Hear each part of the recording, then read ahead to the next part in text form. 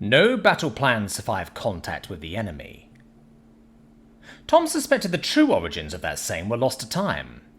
It was generally attributed to a human commander named von Molt, though he suspected soldiers had been saying something like it ever since the idea of a battle plan stopped being a new idea.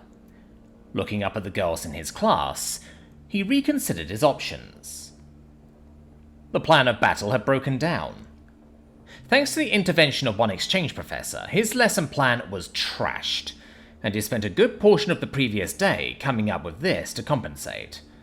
Just as well, since he hadn't gotten much sleep last night. Worth every minute. Damn, and I thought Miv was voracious. Focus! He sucked in a deep breath before reaching for his coffee. Not that it helped.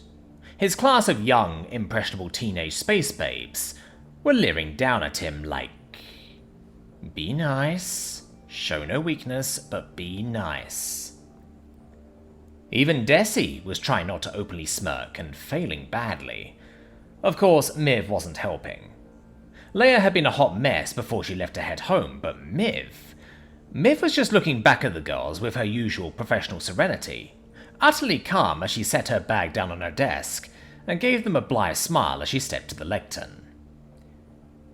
There go any lingering doubts that we haven't been knocking boots, as if those hadn't died months ago. Good morning, ladies. When I took my sabbatical to Earth, I had no idea where that road would lead me. Tom and I want to thank you very much for being there last night. Miv started off, and their smiles only got bigger. Well, except for Zinshiki. She looked as unflappable as ever. You've been a wonderful class, and while this has been a difficult transition for Tom, I'm certain that you've been a big part of making his life here easier. Assassination notwithstanding. Fuck. I want to talk about all of this with Miv. Zinshiki had been a serious threat to his life, but Miv had rolled with it. Grudgingly, but she was adapting to the idea. The woman had a wealth of good sense and didn't give herself enough credit for it. Doing something new got her rattled from time to time, but once she had a plan, she was a force of nature. There were so many questions he had in the back of his mind, and not being able to talk about Mel. The princess hiding in their midst with a target on her back. Keeping secrets from Miv was really starting to be a pain in the ass. Miv was sidetracked, if only for now. There were apartments for married faculty, but there was a waiting list. She was poking at him about moving into her place, since tenured professors had better accommodations, particularly since Shalea would be visiting a lot more, and... Focus! He'd had, 4 hours sleep? Maybe 5? After the reception finally ended, and they'd been able to slip out, Miv had spent most of it in the other room reviewing his lesson plan, such as it was, leaving him alone with Leia. Focus! Taking another sip from his thermos cup, Tom looked at it balefully. It wasn't half as large as he needed, though once he was up on his feet and talking, he'd probably be fine. Time over lunch to catch a nap, before diving into the war game. Going into the war from his original perspective would have been a lost cause. While the Sochet professor hadn't messed up the course beyond redemption, she laid the ground for too many radically different and utterly incorrect perceptions. They had to be swept away completely. Everything depended on it. This lesson was too important. Internally, the American Civil War had been a horror. Externally, it had changed war on Earth forever. Balloons were used meaningfully for the first time, opening up the third dimension. While it wasn't offensive, the world began moving out of two-dimensional thinking, where the only relevant maneuver was taking the high ground.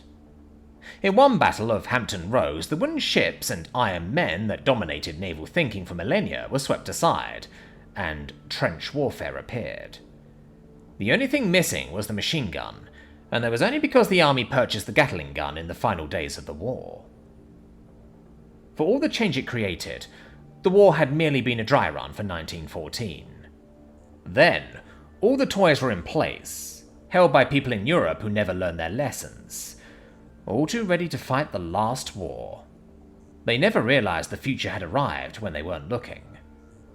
The war changed the map, set the stage for a 20-year armistice, and began the world's transformation from something pastoral into something irrevocably different. A world on the brink of nuclear annihilation that refined itself with jet engines, ICBMs, and the computer age into something the Shovanti rolled right over, but it was a world they understood. A world advanced enough to be a prize with a population that could grasp high tech, even when the standards of high went right through the roof. If the girls wanted to understand Earth, to understand humans, the foundations needed to be laid here. There was no room for mistakes.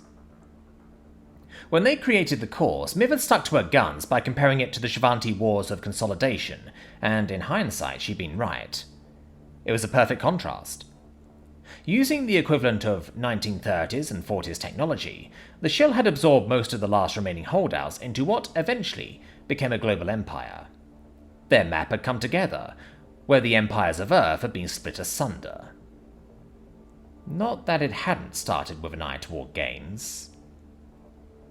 And since you're all familiar with the Wars of Consolidation, I'm waiving my portion of the next 2 weeks, so you can come to a firmer grip on this material. While he'd been sitting there war-gathering, Miv had almost come to the end of her handoff. The girls had stopped grinning and had their game faces on. As we stated, the object will be a serious simulation of these events as a learning exercise, with 200 points of extra credit going to the winning side. Tom desperately wanted to rub his cheeks again and chase away the weariness, but he was doing pretty well. A Shovanti guy would have been so much wreckage after a night with 2 women. He wanted some extra coffee, but he was waking up, and it helped to study the girls as Miv finished up. They looked eager, competitive. Alright, the test Professor Barai dropped on them had been a huge ball of suck, landing like a bombshell on their grade average. For a school of overachievers, that hit them hard. Hard enough they'd actually protested. Shovanti didn't do that. 200 extra points hanging out there over a game? Mind you, he'd give them all the extra credit, but they didn't need to know that. He wanted them to learn, which meant this had to feel realistic. Right now, those girls looked ready to go for the throat. I see minds eager to feast. I will feed them with wormwood and gall. It was a sucky thing to do, but they'd taken this class to learn, hadn't they? Well, they'd learn it all. The unvarnished truth as nearly as he could give it.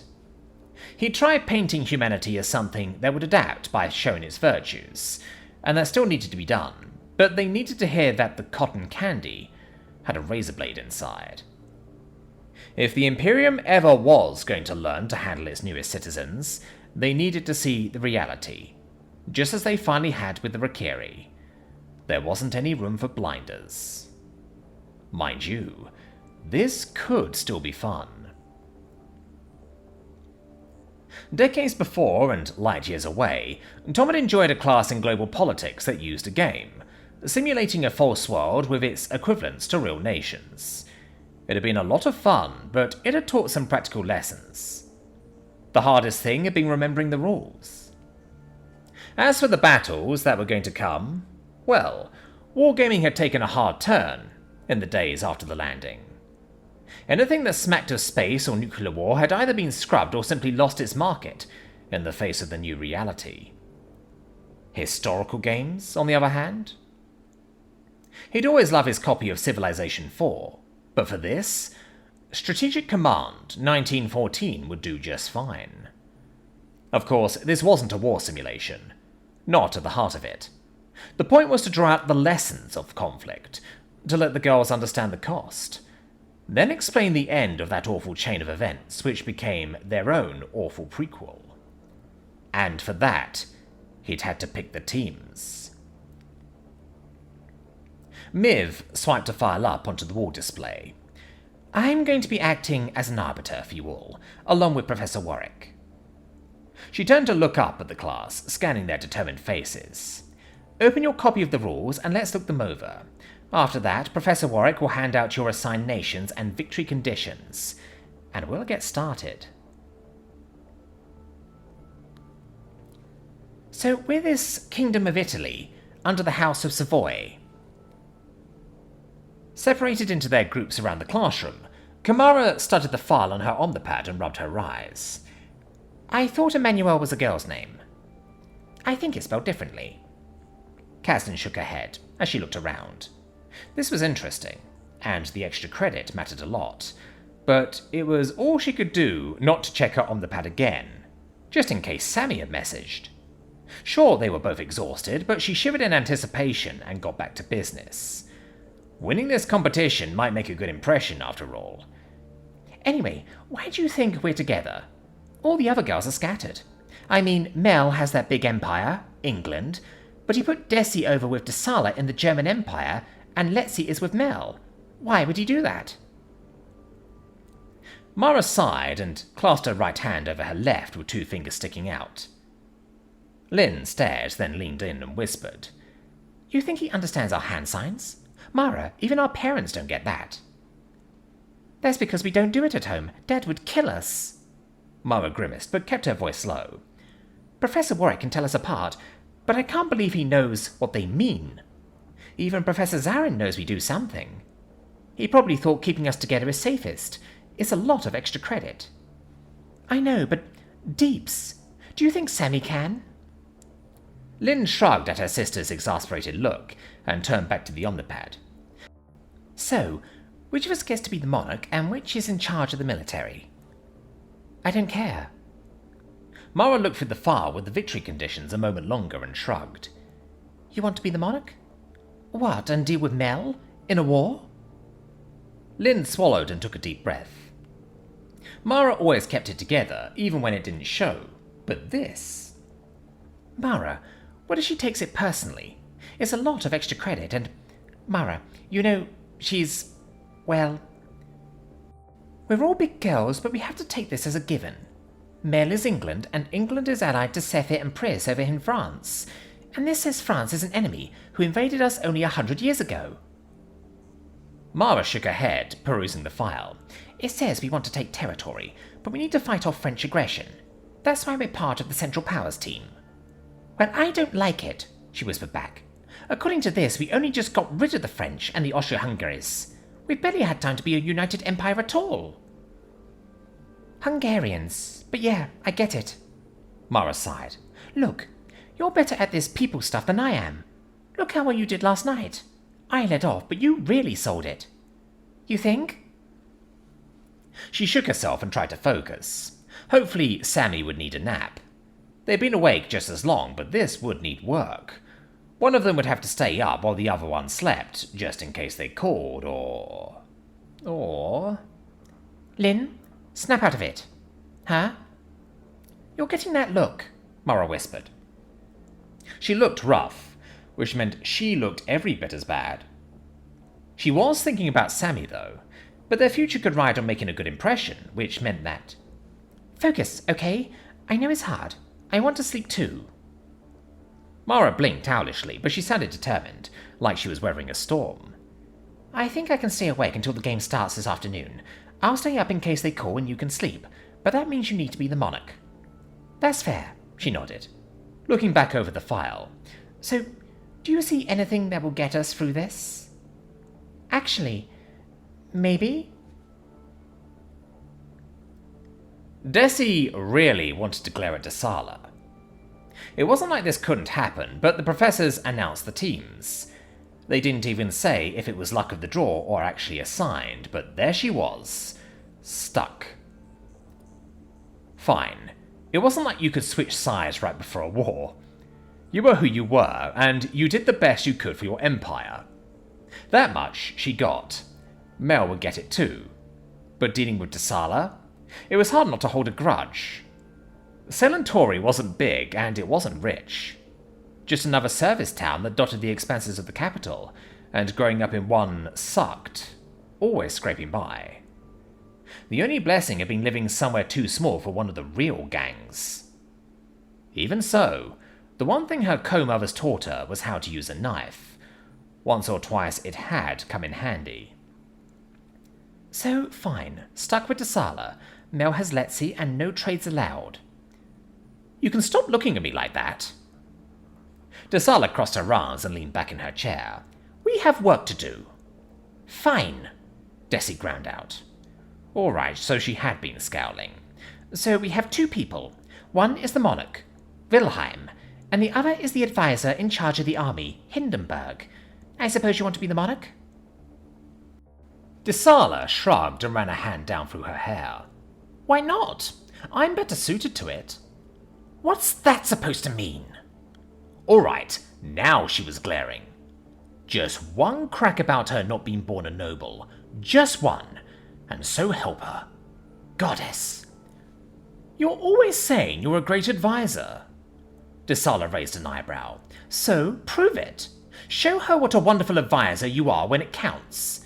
It's not like you'll make a great impression if we lose, will it? Desi stared, feeling the words rising, and choked them back down, one after the other. Fine, she hissed. This is like real life, and no, I don't want to lose. We both need that extra credit. You want to be monarch of the German Empire? My first advice is that you need to show a little tact. My house works for a living. We handle computer security matters. Personal system security. I can be tactful for my empire. Tsala huffed before nodding with conviction. I'm sure Germans are known for it. Zinchiki studied the file and looked at the map on the classroom wall. It was an interesting exercise, one she could come to grips with, and the extra credit would go quite far toward bringing up her grades. Sachet had transferred them correctly, but it wasn't like she'd bothered all that much.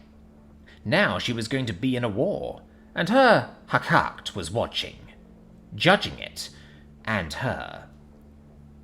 It was a matter of pride.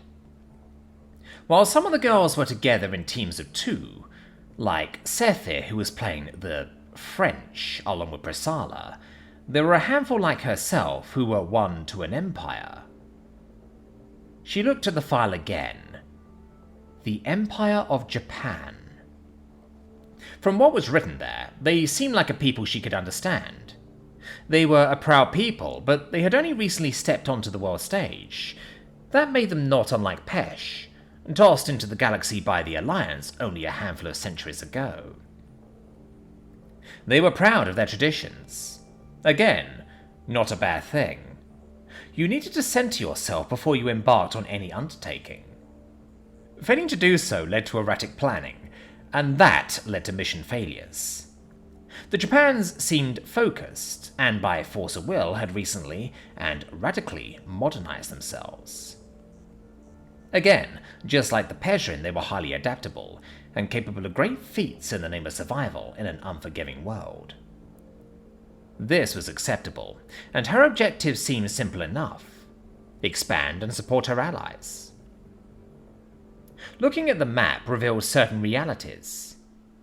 Her best ally, the England Empire, was being played by the team of Melondi and Letzi, but it was literally on the opposite side of the planet and of little direct influence. Meanwhile, the nearest empire to our own was these United States, and was being played alone by the girl named Belda. All that separated her from them was a large ocean, but they seemed safe. According to the note she had on the others, they prided themselves on being neutral.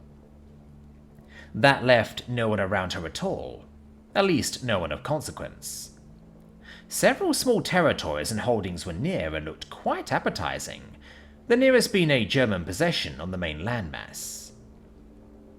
Of course, the German Empire was a team with her new sister, but she was on the other side. Her Hakakt was watching. Stealing it away would be child's play, and showed that she was the dominant sibling. After that, who knew what she could get her claws on? Kellogg stole a look over at Nesta. She was sitting alone going over her notes. Fair enough.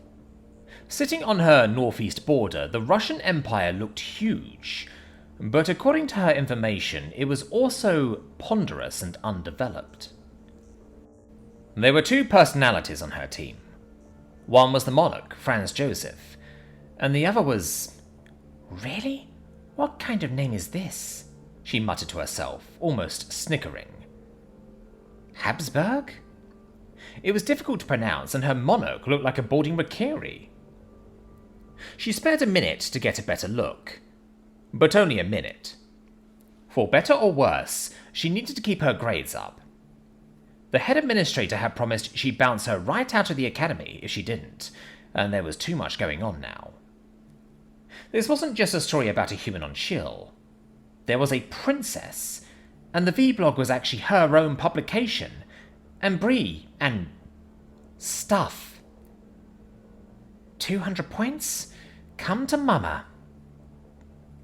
So, what were her goals? They seemed clear enough, but she didn't like what she was looking at. Expanding the empire was fine, naturally, but the files said her empire was racked with constant internal disputes and uprisings. It would be hard making progress with that going on. Fine. She'd just have to put her foot down. Once things were sorted out at home, then she could get things in order. At least she had an heir. Her monarch was old, and having no successor could tear a fractious empire asunder. Archduke Ferdinand looked like a worthy successor. Handsome, well-dressed, though the moustache would have to go. At least if her monarch died, she didn't have that to worry about. The Russian Empire looked reasonable. Alright, there were some drawbacks, but as Nesfa pored over the file on her Omnipad, it didn't seem too unmanageable. The Empire was large, vast even, but undeveloped. Still, according to the file, it was old and well established. It needed work, but that just made it the kind of project her mothers would love. A huge monolithic structure, just like Noble's house back in the day, but it had vast resources. Something that could be whipped into being competitive if the dynasty just got its act together. The family was sensibly large. Her persona as Nicholas had a good-sized family, with a sensible number of 4 girls and a boy. Maybe a problem if her monarch died, but that could be a chance to institute something sensible with an empress. Something bad was going to happen, though. She couldn't lose sight of that. This was a test, a simulation of the next 4 years, and there was going to be a war. An important one. While she hadn't read very far ahead, she knew that much, though not much more. Professor Barai had an uninspired view of humans, and she'd been out of her depth. Alright, it was more than uninspired, it was unsophisticated, but that was the point of the class. Barai had attacked the material with the same perspective any show on the street would have, on the sex planet. Even a decade of soldier stories had merely tarnished the image, not abolished it. Right now, Professor Pelavon's wedding to Professor Warwick was burning up the broadcast news. As if my mother testing me for another interview isn't bad enough, they're demanding to know why I didn't get them an exclusive. Like I don't have anything better to do. Alright, maybe that was unkind. Her mothers were sticking to their bargain, and it looked like she'd been given the space to become a writer once she graduated. And fair enough. If Lark hadn't been handling the vlog, that might have been something to look into. Mind you, cooking up that lawsuit put a lot of credits in my account, and a lot more in Liam's. At least, he'll have a great dowry. She did have an obligation to her mothers, after all, and it was important to focus on the things that lasted. Getting handed this Russian Empire was kind of a good reminder. At least it was a sensible place, with familiar roles, responsibilities, and the only real complaints were about... Wait a minute. Professor Warwick, are Tsar Nicholas and Tsar Nicholas the same person? Sam looked up from his Omnipad as Sammy finally slipped inside, grinned at him, and flopped down on the couch for a hug. Their green eyes peered at him through a mop of yellow hair. Miss me? I wondered when you get here, Sam grinned. Sammy was fishing, but he reached out for a bear hug, anyway. You just missed Akame. She had to run off to her morning class, but we're meeting her for lunch, right after you get cleaned up. Oh, and no rabbit ears, Sam sniffed pointedly. You've been wearing those for days now, and we need to make a good impression. Mm-hmm. Sammy's grin turned impish with a hint of teeth to it. I bet you made one last night with Akame. Yeah, well, I knew it. Oh, it's going to be great spending time with her. Sammy pushed away and bounced over to where their baggage was sitting, and started rifling through one of the cases. I wish she hadn't moved back, but you did get her all to yourself last night. Just don't make it a habit. I know, he sighed. It had been a long trip, but one hell of a welcome. He wasn't getting any younger, but damn, he'd always been partial. Seriously, where were you? I called Marin and she said you never made it to the suite. I was with the twins. We must repeat to ourselves that it is not fair to use hero worship to get laid, even if it's young, hot twins. Sammy looked over their shoulder and batted their eyes at him. Do you think it would be much of a burden, having groupies? Sam blinked. Not that Sammy noticed. They were already tearing back through their suitcases. The mind boggled. They'd only been here a day. No more than an hour when they walked into the amphitheatre. An evening with twins? You have groupies? Mm-hmm. Sammy pulled out a fresh shirt and pants, holding them up to themselves. Jealous? No, well, yes. Sam shook his head, trying to grapple with it. Akame had put the girls their way, but still. I want groupies. Why do I never get groupies? You could dye your hair, Sammy shot up, gripping the outfit and their toiletry bag. A little grey isn't bad, but what about green highlights? They look fantastic on you. I am not dyeing my hair.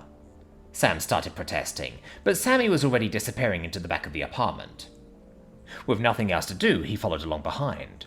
So, what did you do? Oh, they should be the physics lab. Akame has some great stuff, though she could really use a better interlocutor. Sammy paused at the door and looked back over their shoulder. That, and they wanted me to review their thesis. Their thesis? All night? Yes, and it's brilliant. If the math is correct, they figured out how to compactify a space-time window down through the lower left quadrangle on the Penrose diagram.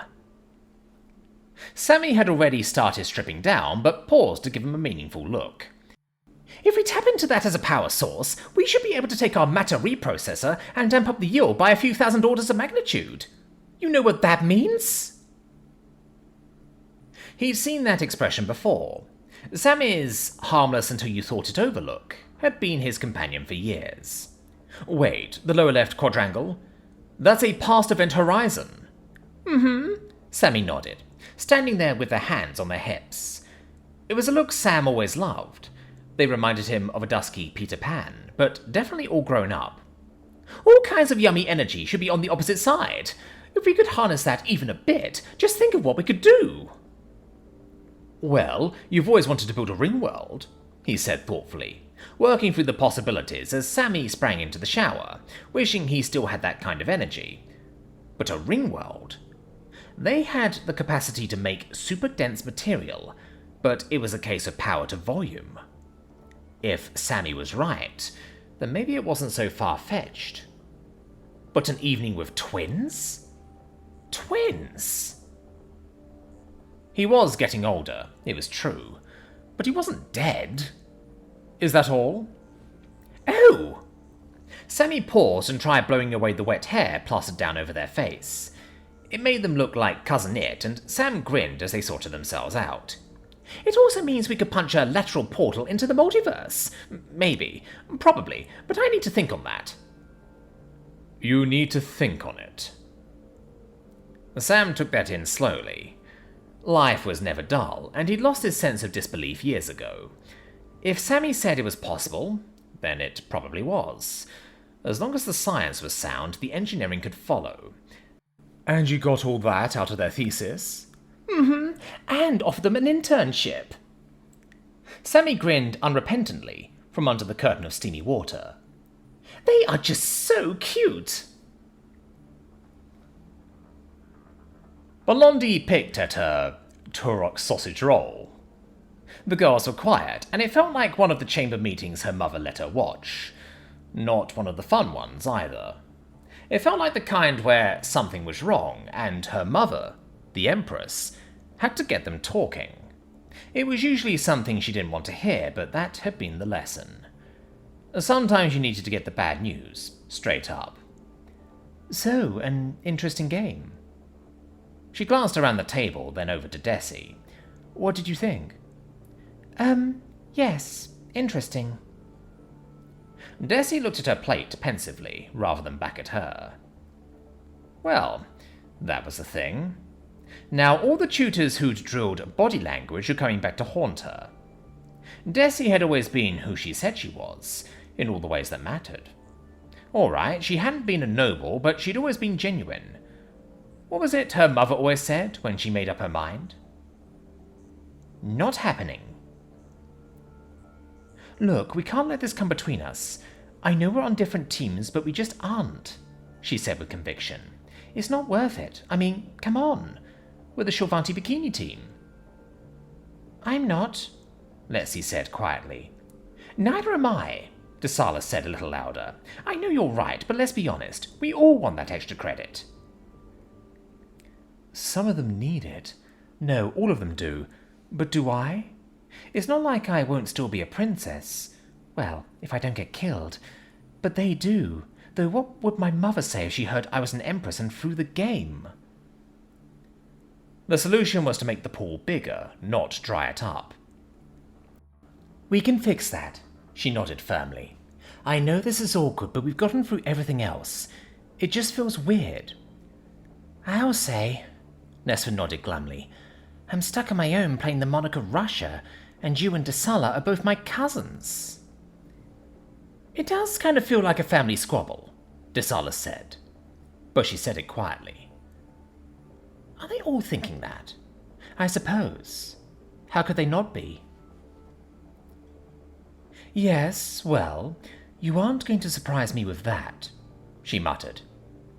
It sounded darker than she'd intended, even to herself. I mean, this is supposed to be a lesson, not a game. I need you all to give your best. It might help me get through stuff. Things. You really think so? Sephir had been picking at her papaya, but she set it aside, wiping her fingertips. We've got your back, Mel, but sometimes we just don't know how. I mean, there are times when it's just movie night or watching you and Vadim, and it's great, but, you know. I know I can't get through whatever comes without all of you. She shook her head, looking at them all, even Zenshiki, who'd been sitting there taking it all in. That was awkward. They were all talking around her like she wasn't there, but she didn't know. It made talking difficult, but if there was a rift, it felt like it had to be addressed now before it grew into something real. Let's just focus, okay? DeSala, you and Sephir never killed each other over a diving meet. Now you're just in a different kind of competition. It will be over in 2 weeks. We can't share our plans on this. That's all right, though. Plenty of businesses grow apart and together based on competition. Mel's right, it's not the end of the world. Jacksmy winked, looking around the table happily. Anyway, Desi, did you get the movies for Shell? Mel perked up at Jax's question. Sure, she needed to meet with Agent Davari, the painters. The original idea was still sound, but now it was time to put things in motion, and it felt like a million details were missing. There was still time for normal things, though. Things like movie night. No. Desi shook her head, but started smiling again, and Mel felt her unease fade as she slipped back into her old self. He told me he forgot, but he's bringing them to the game this afternoon. We also need to ask him about that other stuff, now we have those... Bokken? Maybe he was a little tired. Priz waggled her eyebrows, rakishly. Humans have to have some limits on their stamina. That's my dad you're talking about, Desi protested, but she was grinning even as she blushed. And my cat. Zinchiki spoke up for the first time. She returned their looks and shrugged. What are a bikini and a bokken anyway? The bikini is swimwear, Belder piped up. You should have seen Liam's face when I showed him the pictures. They're human. Not a ritual or anything, but still, we sort of adopted it. This means getting wet. On purpose. Zinchiki regarded Belle coolly. For fun. Well, yeah, I mean... For a wonder, Belle slowed her roll at the Persian's expression. You don't look like that's a thing. Water immersed to pesh means being frozen to death or boiled alive. Zinchiki blinked once. No, it is not a thing. Oh, how do you get clean? Belle asked so cluelessly that half the table groaned. What? She said we could ask stuff. We'll talk later, Belle. Pris shook her head, stepping back in. Jax, any word on the fundraiser? No, I want to ask Dr. Zarin if there's any word from my uncle, but he just got here and it didn't feel polite. I'm his guide, though. I'll ask him soon. Jax sighed and grimaced, then looked next to her, where one of the twins had nodded off. Think I should wake her up? Desi cantered ahead. Do we know where she is? She's Kamara. Zinchiki broke the thoughtful silence. Did truly you not know? Look at the bright side. With it all set up in the classroom, we don't have to hike out to the biology building, Mel offered. Desi was next to her as they made their way across the commons after lunch. That was promising. It felt like she'd had to force things over lunch. Goddess, does my mother feel that way all the time? At least everyone was talking again. That was good. She needed to get Desi alone and talk, now, while it was fresh in her mind.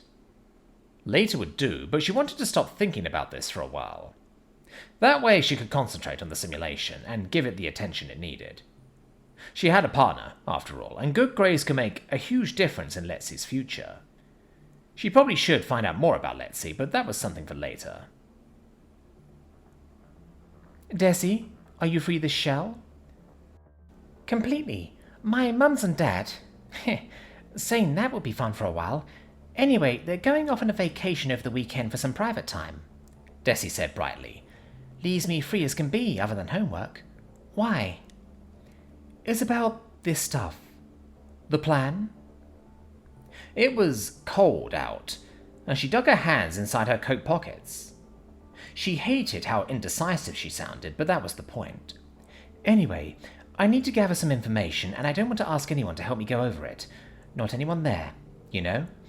I was hoping you could come with me. Desi stopped in her tracks, looking around. What? You mean to, your home off campus? Exactly. I know it's imposing, but I trust you. Goddess, Mel. I don't mind that, but how am I going to fit in? Desi looked around again.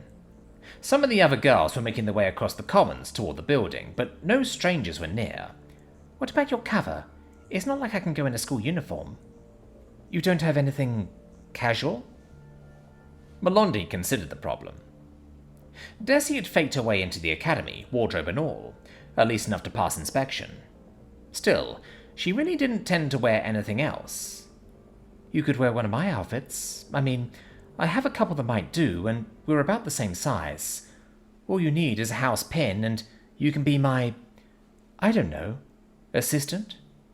It's not like I have any actual court dates, but right now most people have no idea where I am or what I'm doing. How would they know? I guess so. I'm supposed to make sure Zenshiki stays out of trouble. Desi bit her lower lip thoughtfully. I know she's an alien, but do you think we could tell her? I mean, now she's sort of my sister. She's going to be around a lot. For years. It was a problem that had been on her mind. Not one of the big ones, but still. Well, you're my advisor. Do you think I can trust her? I don't know. Maybe. I've been reading up on Pezrin. Mel grinned. Now there's a surprise. What? Desi stuck her lower lip out, pouting. I don't always have my face in a book. Right. Anyway, you were saying? Goddess love her. There wasn't anything good down that river. Studying hard hadn't just been a goal for Deshin. For her, it had meant survival. What about them? Well, let's grab her now before the game starts. Desi nodded toward where the Pezrin girl was making her way around the commons, avoiding the wet grass. Just trust me. I have an idea. Zinshiki looked from her new sister to Melondi and digested the question. As her sister, through her hakakt, Desi seemed reliable. More sensible than most Shulvanti. Focused. The girl Melondi was her closest friend, which implied sensibility by extension. Still, it was unexpected, and not entirely welcome. She wants to hire me. To offer you a contract, Desi nodded, earnestly. Look, I know this is coming from nowhere, but it's important. Mel needs the help. Your people have a reputation for being honourable, capable, and dependable. So, what do you say? All of which is true. Zinshiki calmed her aside as she considered the matter. It might be another way to show her worth to her hakakt, if the task was worthy. Warwick did not seem to value money very much. He loved music. He was mated now, but exactly what he valued seemed obscure. Still, if there was danger, it was an opportunity, and Desi, was being subtle in trying to make it a matter of pride. So be it. Normally any contract would be handled by the warband's pathfinder. Lacking one, she thought to her band sister, Raikishi. She always said it was important to stress value. I would not usually be available, but I am listening. Just understand that I am no cheap thug to be hired on a whim. Of course, we get that. Desi nodded, looking at her friend. Mel understands completely. Certainly, Melondi nodded. It's nothing dangerous, but it's vital I'm able to trust you. Desi says that once a Pezrin is under contract, you never break your word. That is also true, as long as we are paid on time. Zinshiki looked to the girl. She was large, but she no longer needed to make a kill to gain her name, and her death would be pointless. While it was deeply disappointing that the task was not dangerous, perhaps it could be useful. Something she could use to impress her hakakt. You say this is not illegal. You also say this task carries no risk. Both things implying me keeping my word. Presumably for some time. Exactly, the pair nodded, looking pleased with themselves. Very well. I am willing to entertain an offer, as long as you meet my price. Name it and we have a deal, Melondi offered a fist. Well and good. Until she learned what tests mattered to Warwick. There was the simulation. I want Shandong, she said, looking at the fist. I will issue a proclamation of dominion in my territory. In return, you will cede the port city of Shandong to me. What? Melondi's mouth fell open. That's for the game. The simulation. I want to hire you for something real. As you say, it is a game, not real. It nearly made her psyche twitch in amusement. Perhaps Melondi was trustworthy, but she could still enjoy this. On the other hand, my honor is very real. I am offering you a bargain since you are friends with my sister. She so badly wanted to twitch her psyche. After all, it couldn't be that important. Sitting right seat in the control room, Sergeant Yala blinked. That isn't right. Captain, is Lieutenant Tala doing anything with the monitors right now? The question sounded odd even to her ears, but she was flipping back and forth between settings on her display. It didn't make sense, but the problem was still there. Captain Biona looked up from the afternoon report she was filing and shook her head. No, she's down in the cafeteria. Is there a problem? Well, Agent Davari made tracking the Pejran a test of the ground teams first, and you know how they keep losing her? This was odd. Maybe just a system failure, but it wasn't affecting anyone else. Even so, she hoped she wasn't about to sound stupid. Like, especially at night? Yala, do we have an issue or not? Fiona set down her omnipad, giving Yala her full attention. Yala liked her pod leader. Fiona was a good captain and she liked clear reports. Still, she was tolerant. It wasn't like she knew what she was seeing. I think I'd better show you. Putting it up on the main screen. Fiona sat back, studying the display for a few moments. Alright, I see the objective. I see her friend Deshin, and I see the Pejran girl, Zinshiki. They're out in the commons. No sign of intruders. What's the problem? It couldn't just be her. Better to just ask, in case it was a glitch on her console. Captain, can you switch the display to infrared? Fine, though As the display flipped over into night mode, the princess and her friend stood there on the screen, illuminated as clear as day. The Pejran girl disappeared without a trace.